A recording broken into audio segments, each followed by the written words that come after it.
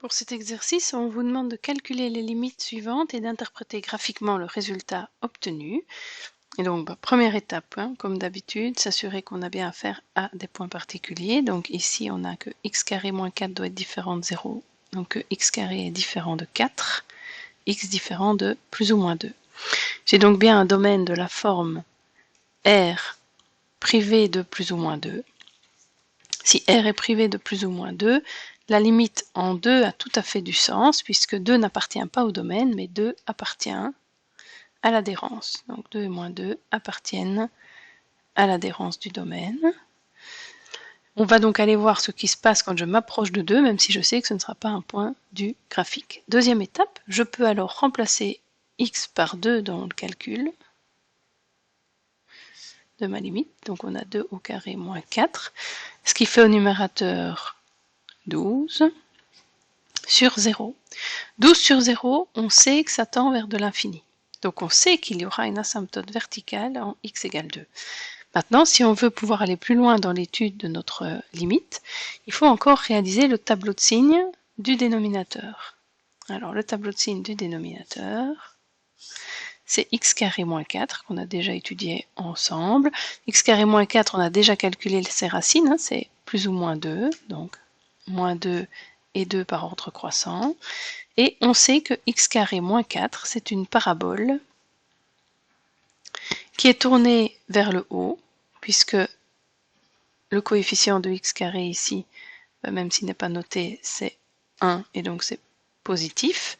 Parabole tournée vers le haut avec deux racines en 2 et en moins 2. Donc vous avez une parabole qui, si on l'esquisse vite fait, doit ressembler à ceci.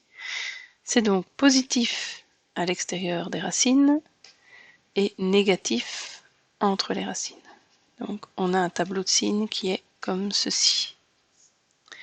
Ce qui veut dire qu'on peut calculer la limite quand on s'approche de 2 par la gauche pour cette fonction f de x, mais aussi la limite quand on va s'approcher de 2 par la droite pour cette même fonction f de x. Le numérateur, lui, ne va pas changer, il s'approchera toujours de 12. Par contre, au dénominateur, si on s'approche par la gauche, on s'approche de 0 par valeur négative. Par contre, quand je m'approche en venant de la droite, je m'approche de 0 par valeur positive. Donc dans un cas, j'ai moins l'infini, et dans l'autre, je vais avoir plus l'infini, puisque j'ai un positif sur un négatif dans la première limite, ici, et un positif sur un positif dans la deuxième. Donc, la limite, quand x s'approche de 2, en tout cas, je suis sûre d'une chose, c'est que cette limite, elle n'existe pas. Si je veux voir ce qui se passe autour de 2, eh bien, je sais maintenant que quand je m'approche de 2 par la gauche, les images vont tendre vers moins l'infini. Par contre, si je m'approche en venant de la droite, les images auront tendance à monter vers plus l'infini. Voilà pour l'interprétation de la première limite. Pour la seconde limite, même chose, condition d'existence, dénominateur doit être différent de 0, donc 2x différent de 4 et x doit être différent de 2. J'ai un domaine de la forme R privé de 2, donc 2 appartient bien à l'adhérence de mon domaine. Et la limite en 2 a du sens, je commence en complétant et en remplaçant x par 2, donc on a 2 fois 2 moins 4 au dénominateur, ce qui fait moins 2 divisé par 0. Moins 2 divisé par 0, je sais que ça vaudra d'office quelque chose d'infini, on va étudier son signe juste après, et donc il y a bien une asymptote verticale en x égale 2. Étape suivante, pour savoir comment ça varie autour de 2, on réalise le tableau de signes du dénominateur, qui est ici une droite oblique croissante, puisque le coefficient de x est positif, et je sais aussi que cette droite s'annule en 2, donc je vais avoir une racine en 2 que je place déjà dans mon tableau. On vient de dire que c'était une droite oblique croissante, et donc c'est négatif à gauche de la racine et positif à droite, puisque graphiquement, 2x moins 4, ça va ressembler à quelque chose comme ceci.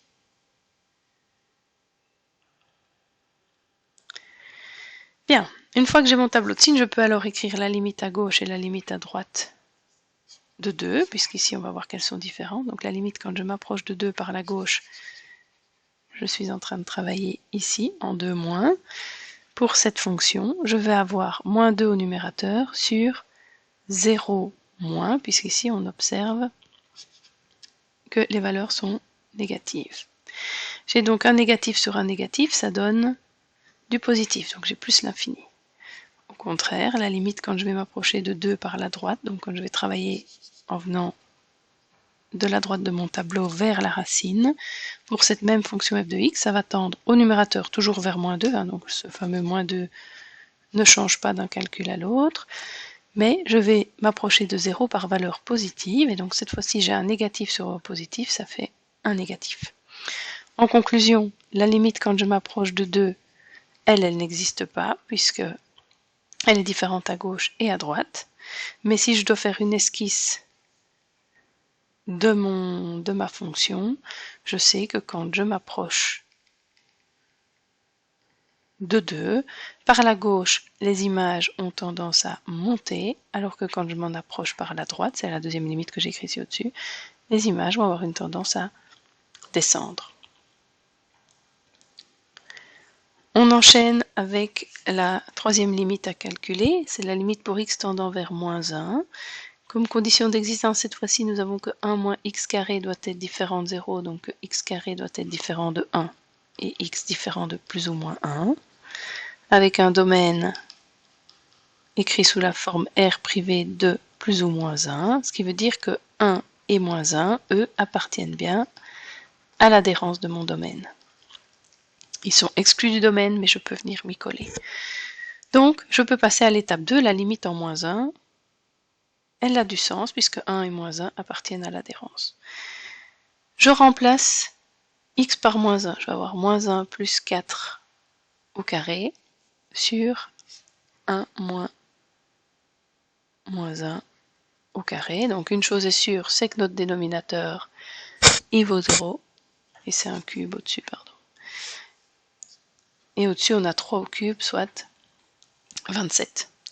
Donc 27 sur 0, ça donnera de l'infini, et donc forcément une asymptote verticale en x égale moins 1. Pour savoir maintenant comment se comporte la fonction autour de moins 1, je réalise le tableau de signes de la fonction 1 moins x carré, mais cette fois-ci, j'ai droit à une parabole qui va être tournée vers le bas, parce que si on regarde le coefficient de x carré, il est cette fois-ci négatif. Tourné vers le bas avec deux racines, et ces deux racines, elles sont en plus ou moins 1. Donc j'ai une racine en moins 1 et une racine en 1, je les place par ordre croissant. Je mets des zéros en dessous de mes racines. La parabole doit être tournée vers le bas, donc elle doit être comme ceci. C'est donc bien négatif à gauche et à droite. Par contre, cette fois-ci, c'est positif entre les deux. Et je cherche à calculer la limite quand je m'approche de moins 1. Donc je vais devoir faire la limite en moins 1 moins et la limite en moins 1 plus. Donc la limite quand je m'approche de moins 1 par la gauche, je vais avoir 27 au numérateur, mais à diviser par des valeurs proches de 0 négatives. Donc ça fait moins l'infini. Et la limite quand je m'approcherai de moins 1 par la droite, ça donne 27 au numérateur toujours. Par contre, en venant de la droite, je suis dans une zone où je m'approche de 0 et je suis avec des petits plus, donc 0 plus, ce qui me donne plus l'infini. J'en conclus que la limite quand x s'approche de moins 1 pour ma fonction f de x n'existe pas, puisque à gauche et à droite, les deux résultats ici sont différents, il y en a un positif et négatif. Et si je dois réaliser une petite esquisse, en moins 1, je sais qu'à gauche de moins 1, les images sont négatives, donc tendent vers moins l'infini, je vais avoir ceci. Par contre, quand je m'approcherai de moins 1 par la droite, j'aurai des images qui auront tendance à grandir comme ceci.